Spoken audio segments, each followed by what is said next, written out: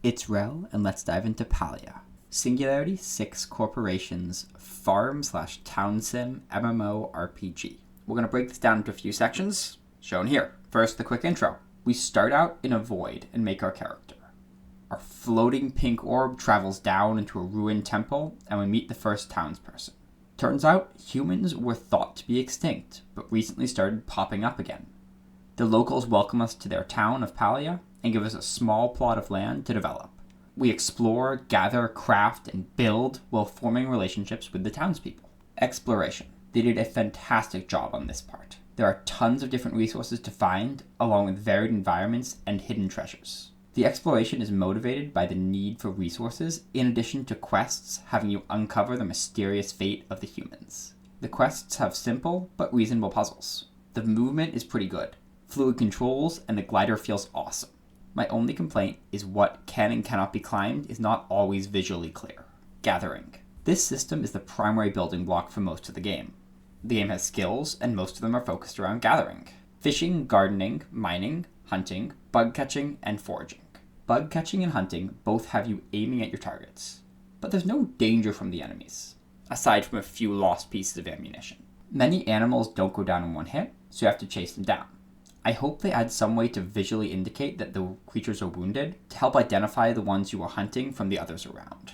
Mining and foraging are what you'd expect. Walk up to a rock/tree, hit them, and pick up stuff off the ground. The animations are good, even if the hitboxes are a bit off sometimes. Gardening requires you to buy patches of soil, then you have a minigame to make the furs in the dirt, plant seeds, then another little minigame for watering them. While the minigames do take a bit of extra time, so far it's been kinda relaxing for me. Fishing is a traditional throw your rod out and wait for a bite. It does have a little minigame to keep the rod steady, but another pretty chill mechanic. I like how they add small minigames to differentiate between skills. Crafting. All crafting requires you to have the recipes first. They can be obtained by completing quests, finding books, or buying them from the townspeople. I've always enjoyed games that have a free crafting option to reward creative thinking, but not having it isn't a big deal. While the early game crafting mostly uses raw resources, the further you progress, the more processed materials you will need. Processing requires making automated stations that will have you wait for a significant amount of time to create your materials. They do function while you're offline, but this ends up being quite a bottleneck for progression. Building also requires those processed resources. For example, to make enough planks to finish your basic house, you have to wait for 100 real-time minutes for a basic sawmill to make enough planks. On a more positive note, the system for placement of items within your farm is really customizable, simple to use, and easy to reorganize. One of the best systems I've seen outside of dedicated creativity games. Socializing with NPCs. The town has a diverse set of quirky NPCs.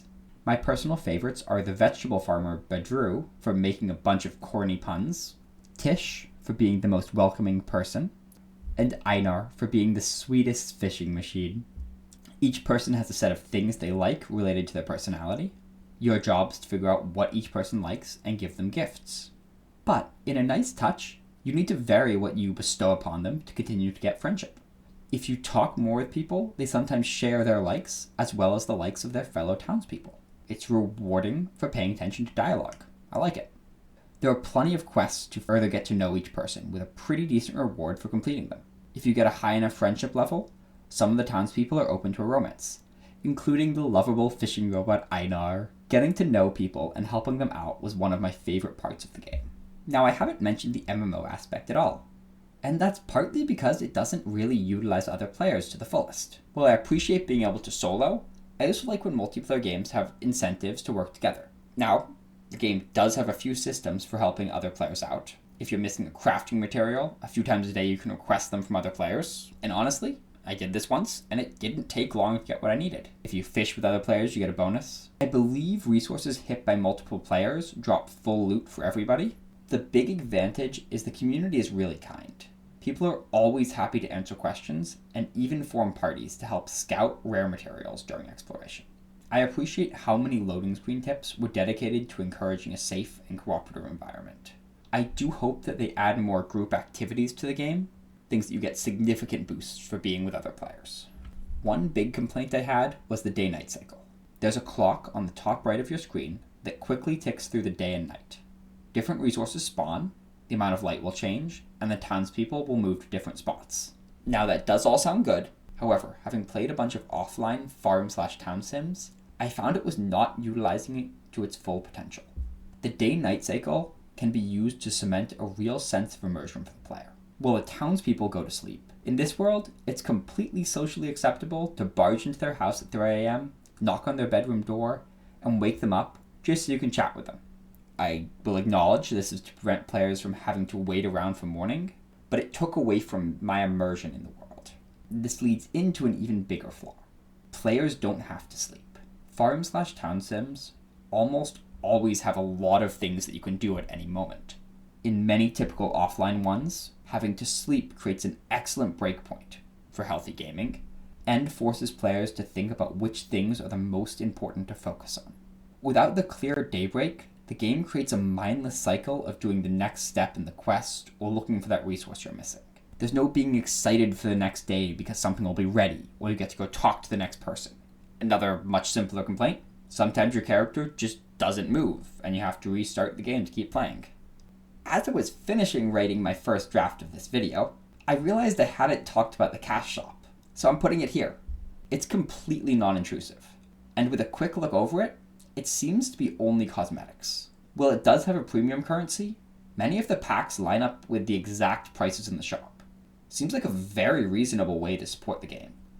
I've played a fair bit of this game, and I plan to play more, and I think it did the early game really well, but I'm nowhere near the end game. From my experience, farm/town sims start out really well, but start to lose a bit of their steam in the later game.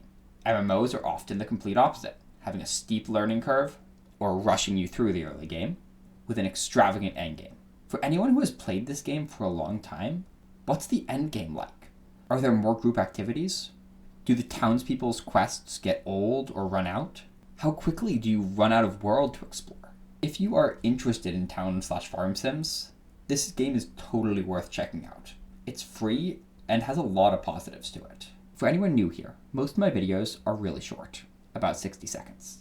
For this one, I wanted to talk more and try some different editing, and I'm curious what you think of the video. Thanks for sticking around, and I hope you have a wonderful morning, afternoon, evening, or night.